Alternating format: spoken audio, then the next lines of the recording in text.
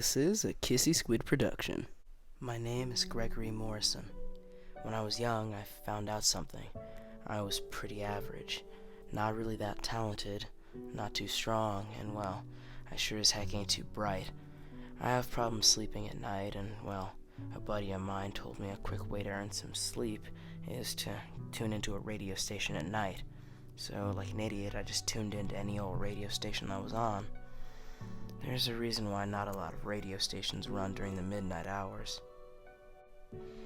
It was a cold night, crickets killing the silence as I walked towards my new job. Relatively quiet, considering I was outside of a place that should have been alive at all hours of the day and night. I stared up at the large radio tower, standing tall and ominously over the station. Combined with the dark sky as a backdrop, it looked like one of those creatures you'd think was hiding in your closet when you were a kid. Attempting to turn my attention away from the insidiously tall tower, I marched forward. I walked right past the sign that labeled the station. Couldn't be a normal name like Channel 6 or the station that never sleeps. Heaven forbid they have a normal name. Tonight, I'll give you a little taste of the sound of insomnia. My footsteps were like a metronome, keeping my thoughts in line and my gruesome imagination at bay. As I made my way to the front door, I started fumbling with my keys, keeping the metronome in my head. Suddenly, the metronome was disrupted. Different footsteps had joined in, footsteps that weren't my own quickly slithering behind me. My breathing hastened as the once calm metronome was broken, my mind running rampant with crazy scenarios. Was it a rusty axe murderer wanting to take revenge on me for playing terrible music? Was it some ghost that wanted to possess me and use me as a puppet? Wait, no, ghosts don't have feet, but that wasn't important. I quickly found the right key and jammed it into the lock, ripping the door open, jumping in and slamming the door behind me all in one frantic motion. My heart was pounding, adrenaline flooding all of my muscles, and I waited there, quietly, listening for the footsteps. Nothingness was the music that followed with the entrance of this new place. I took in the new scenery around me. Gray carpet lined the floor with blue dots in contrast. I stepped by one of the soundproof rooms, and I noticed movement in one of them. Two men dressed in all black suits waved me in. I hesitantly walked into the room, quietly closing the door behind me. I saw the man closest to me lean into a microphone and speak. "Good evening, ladies and gentlemen. I'm your host, Dr. Darkness, here to horrify you with my co-host, Commissioner Corpse."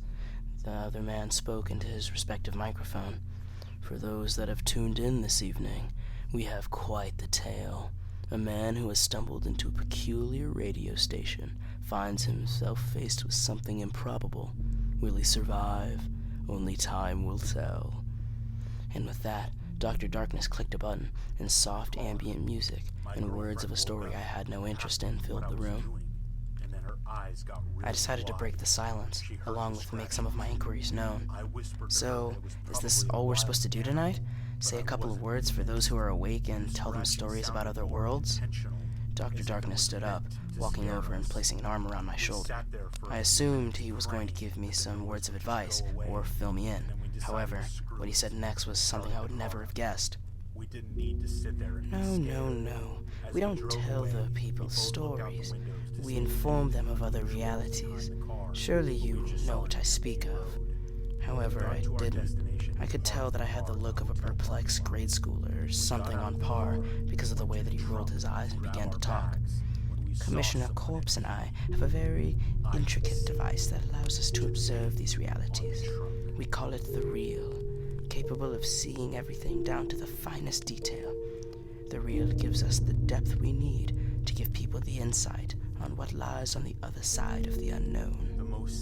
Before I knew it, the one labeled as Commissioner Corpse was behind me, walking me to what I believed to be a closet. No further words were exchanged as they sat me down in front of the rather large and aged machine.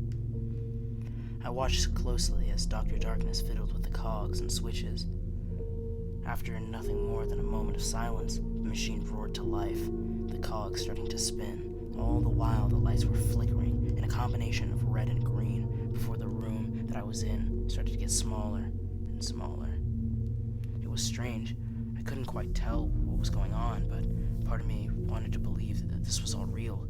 But there was no way it could be.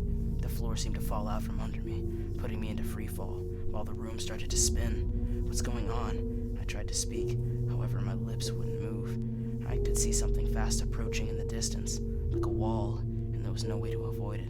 I closed my eyes, bracing for impact, but nothing. My breaths were heavy and fast, like that of someone who had ran for their life as I opened my eyes to see I'd never left my bed. That morning I could hear the remnants of a story being told over the radio. I inhaled and put a hand over my heart. However, what I heard next made my heart skip a beat. From the radio, I heard a faint voice spit out a horrifying sentence. "We appreciate your patronage. I've been Dr. Darkness, and the fun has just begun." This concludes the story, The Sound of Insomnia.